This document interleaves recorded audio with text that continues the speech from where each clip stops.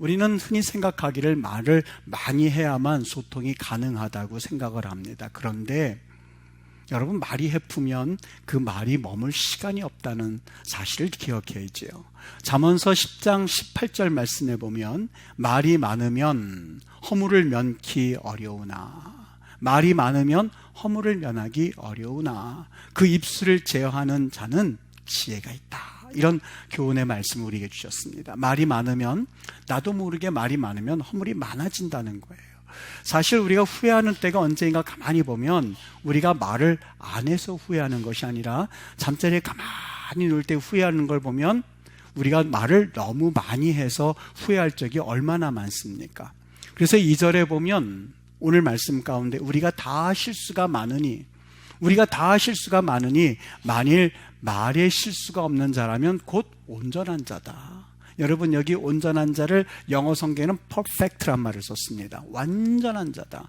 세상에 완전한 자가 어디 있겠어요?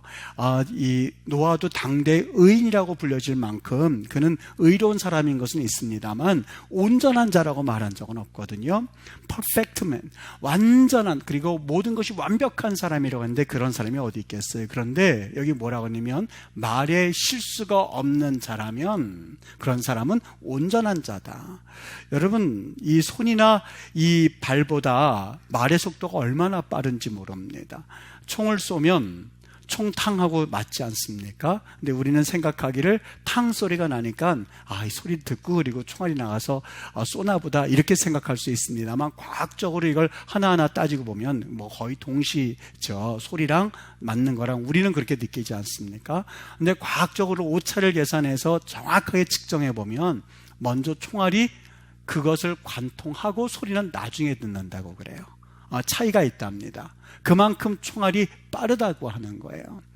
여러분, 총알이 나가서 그걸 쏘게 되면 어떻게 되죠? 그것이 적중하면은 상대방을 해할 수도 있습니다만 잘못 맞으면 오발이 되고 잘못 맞으면 그것이 전쟁과 다툼이 되는 그러한 것이 되는 거죠. 똑같습니다. 말이라고 하는 것도 우리가 내 입을 떠난 말은 그것에 대해서는 사실 우리가 책임을 져야만 합니다. 전쟁과 다툼이 일어나는 것도 사실 이 말에서 비롯되는 것 아니겠습니까? 바로 이 말에 대해서 교훈해 주기 위해서 야고보는 두 가지 비유를 통해서 당신들 말 조심하십시오 라고 말씀을 하는데, 첫 번째는 입에 재갈을 먹여서 온몸을 굴레 씌우라 이렇게 말합니다. 여기 재갈이란 말을 저도 많이 들었는데 말을 탈 기회가 한 번 있었어요. 재갈이 뭔가 하는 것을 그때 구체적으로 봤는데, 쇠 막대기 같은 거를 입에다 껴가지고 정말 이걸 끄는데 두 번 이렇게 두 번 끌면 정말 말이 고개를 이렇게 하더니만 그쪽으로 가는 거예요. 또 왼쪽으로 이걸 툭툭 치면은 고개를 돌리는 왼쪽으로 가는 거예요. 그 엄청난 이 크기의 짐승이 정말 이 재갈 하나를 가지고 움직일 수 있구나 하는 것을 느낄 수가 있었어요. 여러분, 아무리 말이 훌륭하다 한다 할지라도 그 큰 힘을 그냥 마구 날뛰게 놔둔다면 사실상 그 말을 타는 사람은 다치게 될 겁니다. 여기 또 하나 비유가 큰 배 하나로 방향을 조정한다라고 말씀하고 있습니다. 우리가 알고 있었던 가장 큰 재난사고 가운데 하나였었던 이 타이타닉호도 이 배의 키를 잘못 잡은 선장으로 인해서 엄청난 결과를 초래하지 않았습니까?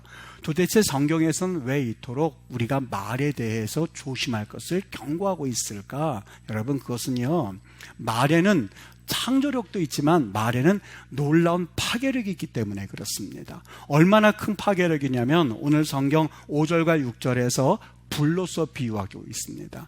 불이 얼마나 큰 파괴력이 있는지 여러분 잘 아시겠죠. 다 작은 낙엽에서부터 시작한 불이라 한다 할지라도 그것이 한번 붙기만 하면 산을 태우고 산림을 없애는 엄청난 파괴력이 있지 않습니까? 여러분, 우리가 말을 통해서 이렇게 무섭다고 하는 것을 불로서 표현하고 있는데, 사람을 우리가 칼이나 몽둥이나 다른 해하는 도구로 죽이지 않았다 한다 할지라도 우리 주변에서 심심찮게 보잖아요. 악플 하나를 잘못 닮으로 인해서, 악플로 인하여서 때로는 상대방이 너무 심각한 극단적인 결단을 하고 죽는 경우를 얼마나 많이 봤습니까? 여러분, 그래서 마귀는 이 세상을 파괴하기 위해서 잡고자 하는 또 하나가 중요한 도구가 뭐냐면 우리에게 있어서 3인치도 안 되는 그 혀를 잡으려고 혈안이 되어 있는 것이 바로 마귀의 전략입니다. 이 마귀가 혀 하나를 붙잡게 되면 불평하게 되고 원망하게 되고 그래서 스스로 멸망하게 된다는 것을 마귀는 너무 잘 알고 있었어요. 여러분, 말의 위력이 얼마나 중요한지 모릅니다. 만일 내 입에서 나오는 말이 누구를 낙담시키기도 하고 비록 살인은 저지르진 않았지만 그 사람이 죽을 만큼 힘들게 했다면 역시 그 사람도 연자맷돌을 쥐고 내려갈 만큼 그런 엄청난 죄를 지은 사람이에요. 그러나 그 말 한마디가 한 사람의 운명을 살리고 한 사람을 살리게 된다면 여러분, 여기에서 나오는 파급 효과가 얼마나 놀라운지를 몰라요. 하나님께서 이것을 너무나 잘 알고 계셨어요. 하나님은 정말 하나님이 사랑하는 사람에게 계속해서 말을 하게 만들어 주셨어요. 여러분, 어떻게 하면 한 사람이 그 말을 계속하게 만들까요? 한 가지 방법이 있습니다. 그것은 이름을 바꾸어주는 일입니다. 하나님이 그 일을 하기 시작하셨어요. 하나님이 아브라함에게 복을 주셔서 이 땅 가운데에 정말 아버지 집을 떠나서 그 모든 곳에 가서 이 모든 민족의 조상이 되게 하시려고, 그를 축복하는 자에게 복을 주고 그를 저주하는 자에게 저주하겠다고 하는 그 엄청난 복을 주시기 위해서 하나님이 한 가지 방법을 택하셨는데 그의 이름이 아브람이었었어요. 근데 그의 이름을 뭐라고 바꿔주셨냐면 아브라함이라고 함으로써 모든 열국의 아버지라고 이름을 바꿨어요. 그가 결혼했는데 아이가 없었어요. 사레라고 하는 그러한 부인을 만났는데 그 사레에게는 아기가 없었어요. 하나님께서 그를 축복해 주시기를 원하셨어요. 이름을 바꿨는데 사라라고 이름을 바꿔줬어요. 모든 열국의 어미라고 하는 뜻입니다. 여러분, 이런 두 가지 말을 가만히 들으면서 제가 무슨 생각을 했는지 아십니까? 열국의 아버지, 열국의 어머니라는 그런 이름이 들렸을 때에 얼마나 많은 사람들이 비웃었겠어요. 지금 아이가 있는 것도 아니에요. 아이가 없어요. 그토록 고대하는 그러한 내 가정에 아이가 있었으면 좋겠단다. 그 아이가 없었던 거예요. 그런데 이름을 뭐라고 불렀어요? 열국의 아버지, 열국의 어머니 불렀을 때 사람들은 많이 비웃었을걸요. 저 사람들이 실성했나 봐. 아이가 한 명이라도 있으면서 그 얘기를 하면 모르겠는데 아이도 없으면서 열국의 아버지래 기가 막혀서, 열국의 어미래 기가 막혀서 그런 이야기를 하지 않았을까? 얼마나 비웃었겠어요. 그런데 여러분 잘 보세요. 없는 것을 있는 것 같이 부르는 것, 이것을 걸어서 믿음이라고 그래요. 제가 이스라엘 가서 제일 놀랬던 것 중에 하나가 뭔지 아십니까? 자기 남편을 부르는데 아브라함 그래요. 야콥 그래요. 성경의 이름이 그대로 들려서 참 놀랐지만 자기 남편의 이름, 아내의 이름을 그냥 여보, 자기야 부르는 게 아니고요. 이름을 불러요. 하루에 몇 번이나 아브라함이라는 불렀을까요? 아이도 없고 지금 아이가 생겨나지는 아내와 남편을 향하여서 열국의 어미야, 당신 열국의 어미야, 와서 밥 좀 같이 먹자. 열국의 아비야, 가서 같이 이거 일 좀 도와줘. 열국의 어미, 빨리 가서 화장실 가서 좀 뭘 좀 가져와 라고 하면서 그 이름을 수도 없이 불렀을 거예요. 무슨 마음이 들었을까요? 지금 자식은 없는데 내가 열국의 아버지야? 나한테 열국이 생겨난다고 그런 마음 들지 않았을까요? 무드셀라라고 하는 이름 아시지요? 무드셀라라고 하는 것은 그 사람이 죽으면 심판할 겁니다 라는 그런 의미가 담겨져 있어요. 정말 무드셀라가 죽은 다음에 심판이 내렸는데 홍수가 내리는 심판이 내렸거든요. 노아가 무드셀라의 손자입니다. 노아가 어떻게 해서 방주를 짓게 된지 이해가 되세요? 자그마치 600살 되던 해에 홍수가 내려 600년 동안 자기 할아버지 이름을 불렀던 거예요. 우리는 할아버지 그러지만 할아버지가 죽으면 심판하실 거야, 와서 진지 드세요. 할아버지 돌아가시면 이제 심판이 있을 거예요, 와서 좀 도와주세요. 그 이야기를 수도 없이 부르고 수도 없이 내까렸어요. 하나님께서 그 땅에 심판하신다고 하는 그 이야기를 그가 600년 동안 외쳤을 때에 여러분 그 마음 가운데는 방주를 지으면서 사람들이 무슨 방주를 이렇게 쨍쨍한데 방주를 짓는 거 했은 그런 비웃음 가운데도 그가 그래도 방주를 지을 수 있었던 이유가 그의 이름을 계속해서 부르면서 없는 상황 가운데서 있을 것을 미리 내다보면서 방주를 지었었던 거예요. 여러분, 하나님께서 우리에게 말을 하는 것이 아무런 효과가 없다면 왜 이름을 바꾸시겠어요? 이름을 바꿔서 부르라는 거예요. 네 입술 가운데서 하나님께서 역사하시를 기대하면서 부르라고 하는 거예요. 근데 우리는 이 말을 어떻게 사용하십니까? 하나님께서 우리에게 축복하시기 위해서 주신 말을 여러분은 어떻게 사용하시냐는 거예요. 영혼이 잘됨 같이 범사에 잘 된다고 하였지, 범사에 잘 되면 영혼도 잘 될 거라고 말씀하신 적이 없어요. 말을 바꾸고 언어를 바꾸고 믿는 자에게 이런 표적이 따르리니, 여러분 표적 중에 하나가 뭔지 아십니까? 새 방언을 말하며 언어가 바뀐다는 거예요. 믿는 자들, 하나님을 경외하는 자들, 하나님을 앙모하는 자들, 하나님을 믿는다고 하는 이들에게는 언어가 바뀌어짐으로써 그 삶을 통해서 믿음을 보이게 된다는 거예요. 어떻게 해요? 아무것도 보이지 않는 것을 마치 보이는 것처럼 믿고 살아가는 사람들을 일컬어서 믿음이라고 그래요. 신약 성경에서 보면 예수님께서 시몬을 베드로라고 하는 이름으로 바꿔주었어요. 시몬이라고 하는 건 샤마, 듣다란 말이에요. 갈대처럼 흔들린다는 거예요. 이 소리를 들으면 이렇게 흔들리고 저 소리를 들으면 저렇게 흔들린다는 거예요. 그것 가지고서는 하나님의 일이 감당이 안 된다는 것을 주님께서 잘 아셨어요. 시몬아, 네 이름을 장차 개발하라. 그거를 바꾸면 피터, 베드로라 하리라. 반석이란 뜻이에요. 이 반석이라는 이름을 그가 경험하고 나서는 정말 그 말씀대로 성령 충만받고 그 어느 누구도 움직여 할 수 없는 하나님의 일꾼으로 바뀌어지는 것을 성경에서 볼 수 있지 않습니까? 예수 이름 그만 외쳐! 라고 있었을 때에 과거의 베드로 같으면 yes sir, 그래서 그냥 안 했을 거예요. 예수님이 그럼 외쳐 했었을 때 하나님 앞에서 너희 말 듣는 게 옳은지 하나님의 말 듣는 게 옳은지 뜻대로 하겠다고 하면서 복음 외쳤던 게 베드로이지 않습니까? 여러분, 참 저는 한 가지 누구에게는 없는 하나의 축복이 하나가 있습니다. 간증이 있습니다. 제가 맨체스터에 있었던 일이거든요. 제가 주일 아침에 개인적인 얘기는 하진 않는데 우리 성도들에게도 이것이 복이 되었으면 하는 마음에서 좀 나눴으면 좋겠습니다. 맨체스터에 있었어요. 그때 97년도에 맨체스터에 있었거든요. 저는 그때를 잊지를 못해요. 왜냐하면 IMF가 터졌을 때거든요. 96, 97, 98이요. 학생들이, 그 맨체스터 학생들이, 한인 학생들이 한 50여 명 좀 안 됐었어요. 터지고 나니까 한 1년 되니까는요, 반수 이상이 돌아가고 거의 다 돌아가고 있고요. 어떤 친구들은 신고 있던 신발까지 내버리고 그리고 갔어요. 한 구석에서 눈물 흘리는 하나님, 이거 지금 저도 더 이상 버티기가 너무 힘든데 어떻게 했으면 좋겠습니까? 저렇게들 다 돌아가고 있는데 어떻게 했으면 좋겠습니까? 우리 성결교단의 집사님, 지금은 장로님이 되셨는데 그 집사님이 전도사님, 우리도 지금 위태로워요. 돌아가야 되겠어요. 정말 눈물 흘리기도 했어요.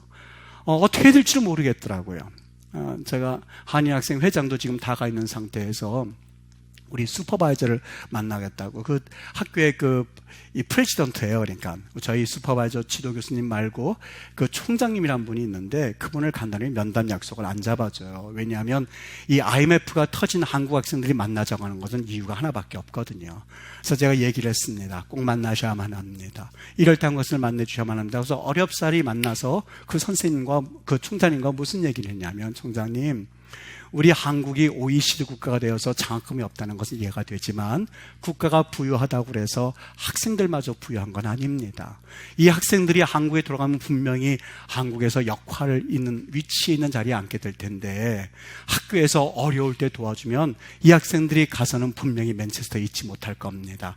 한 번 도와주셔야 됩니다. 한 번만 도와주셔서 어렵사리해서 그때 남아있는 학생들에게 장학금이 전달이 됐어요. 한 분도 빠짐없이요. 물론 그게 장학금이 크지는 않았어요. 작은 장학금이었습니다만 그걸 받음으로써 있었던 유학생들은 그렇구나, 이 학교에서도 우리의 사정을 아는구나 해서 그것이 계기가 되어서 등록금 등록할 때 좀 나눠서 나중에 등록하더라도 그걸 인정해 주는 제도가 그때 생겨나게 됐었어요. 그때부터 이것이 하나의 계기가 되어서 저한테는 어떤 마음이 들기 시작했냐면, 돈이 없어서 공부 못한다는 것은 있을 수가 없다라는 생각이 들었어요. 학교에 이제 제가 봉직하고 있으면서 제일 가장 잘했던 것 중에 하나가 있다면, 돈이 없어서 공부하지 못하는 학생들 졸업하지 못한 예가 없었어요. 제가 맡았던 학생들 중에서 등록금을 못 내서 졸업장을 못 받는 학생들 같은 경우는 어떻게 해서든지 졸업증을 미리 받아가지고 그것과 함께 은행에서 대출받아서 하게끔 연결시켜주기도 하고, 성지순례 갈 때에 한 명도 돈이 없어서 못 간 학생들이 없었어요. 어떻게든지 가서 그것을 하게 해주도록 하고, 그리고 몇몇 학생들 같은 경우는 유학을 가고 싶어 하는데 돈이 없는 학생들이죠. 신학생들이 무슨 돈이 있겠어요. 그런데 제가 지금도 가장 잘한 것 중에 하나가 있다면 그 학생들에게 용기 주어서 어떻게든지 보내서 지금은 너무너무 잘 정착해서 살고 있는 학생들이 몇 명이 있습니다. 제가 볼 때마다 그렇지. 공부든 하나님의 일이든 돈이라고 하는 것은 수단이지 목적이 될 수가 없어. 뜻이 있으면 거기엔 반드시 길이 있는 거야 라고 하는 그런 모토가 있거든요. 여러분, 저희 아이가 제가 우리 성도님들에게 누가 될까봐 그냥 앞에서 인사는 못하게 하고 그냥 호주에 가서 지금 고등학교에 입학해 있습니다.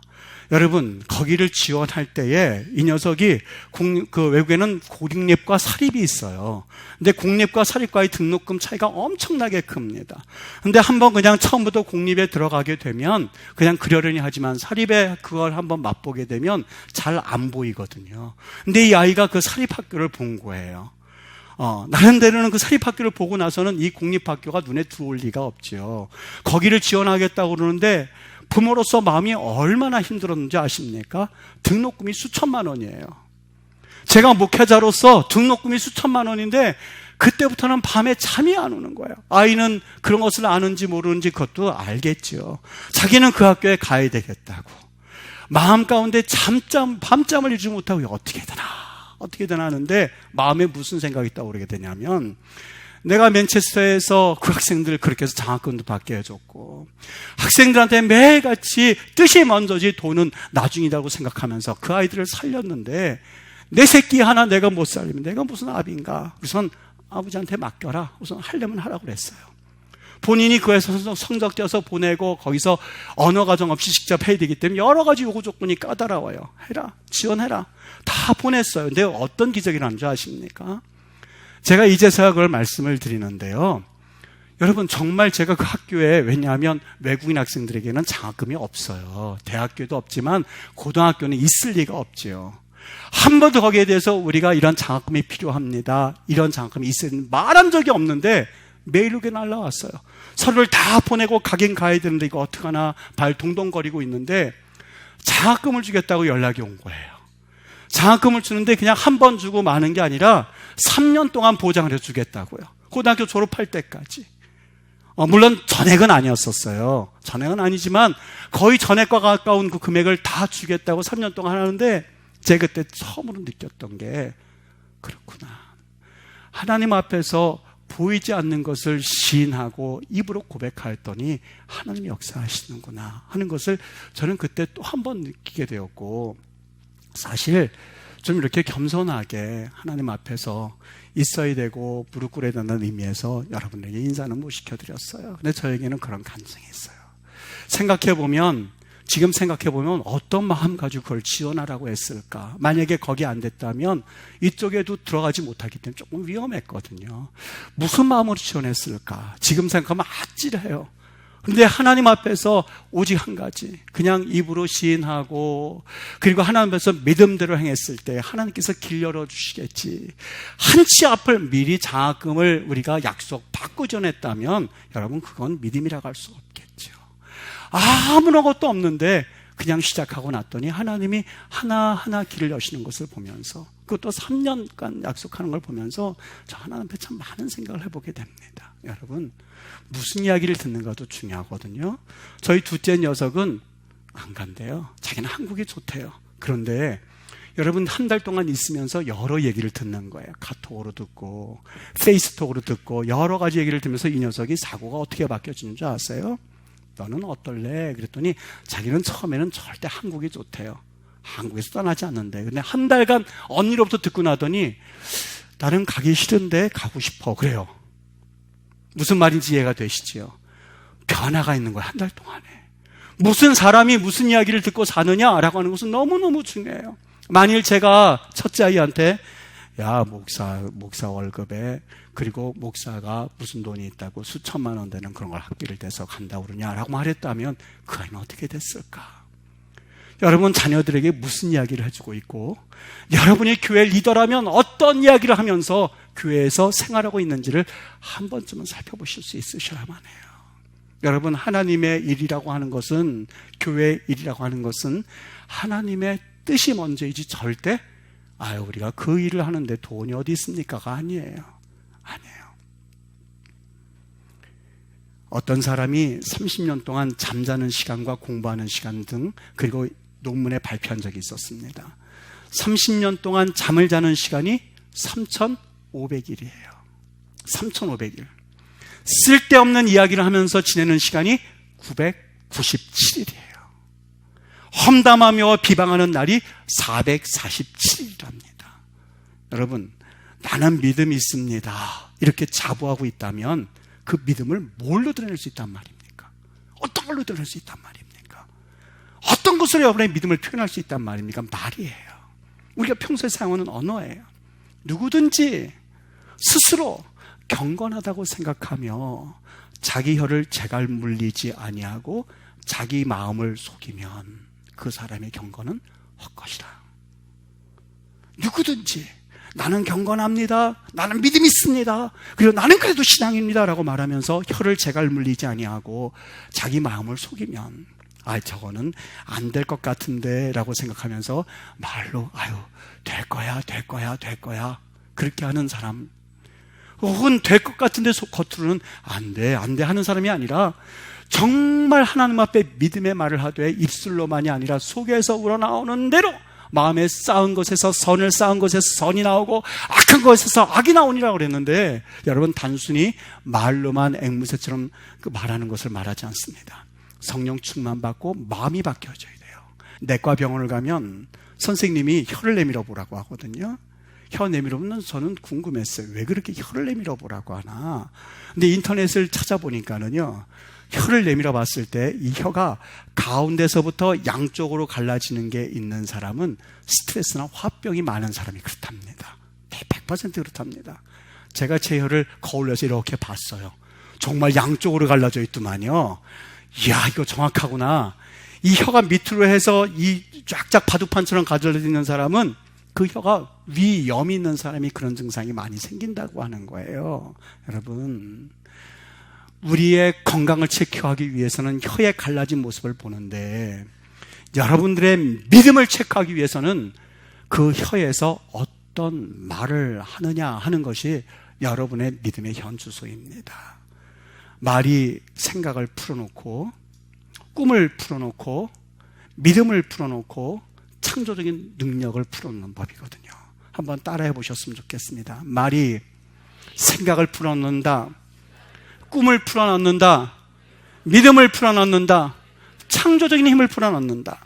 말하는 대로 생각이 나는 것이고, 말하는 대로 꿈이 나타나는 것이고, 말하는 대로 믿음이 생겨나게 되는 거예요. 때로는 어렵고 힘든다 한다 할지라도 환경에 짓눌려서 안 될 거야가 아니라 하나님 역사하시면 될 줄 믿습니다, 은혜 주시옵소서. 그리고 그것이 믿음이 충만하게 쌓은 것에서 나도 모르게 한마디 툭, 아브라함, 저 사람은 지금은 나이가 저렇게 들었지만 하나님께서 아이를 주시면 저 사람에게서 아이가 나을 거야 라는 믿음을 가지고 살아라고 했을 때 여기에 능력이 나타나는 거예요. 믿는 자들에게 이런 표적이 나타나니 가장 먼저 바뀌는 게 뭐라고요? 방언이에요. 새 방언을 말하며 이것이 믿는 자에게 나타난 표적이거든요. 우리의 말은 하나님께서 이 땅을 창조하실 때 이 땅을 정복하라 하시면서 하나님께서 우리에게 창과 무기를 주신 게 아니었었어요. 이 땅을 정복하라, 이 땅을 다스려라 하시는 동물과 차이나게 주시는 한 가지가 있다면 언어예요. 말이에요. 하나님 만물을 다스리기를 원하시는데 뭘로 다스리기를 원하시느냐? 말로써 생활을 다스리기를 원하고, 환경을 다스리고, 가정을 다스리고, 우리의 인생을 다스리기를 원하는 거예요. 왜 지금 그렇게 사느냐고요? 여러분들이 10년 전에 했었던 말, 20년 전에 했었던 말, 30년 전에 했었던 말의 열매가 지금 현재예요. 여러분의 미래를 한번 점쳐볼까요? 저는 예언자는 아니어도 여러분의 미래, 10년, 20년, 30년 이후의 미래가 어떤지 아십니까? 무슨 말을 듣고 사느냐, 어떤 말을 하고 사느냐가 여러분의 미래이고 여러분 가정의 모습이에요. 여리고 점령할 때에 다른 거 요구하지 않았거든요. 여호수아가 3가지 요구했어요. 외치지 말아라, 음성 들리게 하지 말아라, 너희 입에서 아무 말도 내지 말아라. 참 재미있죠. 외치지 말아라, 음성 들리지 말아라, 아무 소리 들리게 하지 말아라. 여호수아 6장 10절 말씀이요. 그러다가 내가 너에게 명령해서 외쳐라 할 때에 외치라는 거예요. 이게 바로 하나님의 역사예요. 여러분, 제가 가장 귀한 것들일까요? 세상에 금도 있고 세상에 진주도 많지만 잠언서 20장 15절 말씀, 세상에 금도 있고 세상에 진주도 많지만 지혜로운 입술이 더욱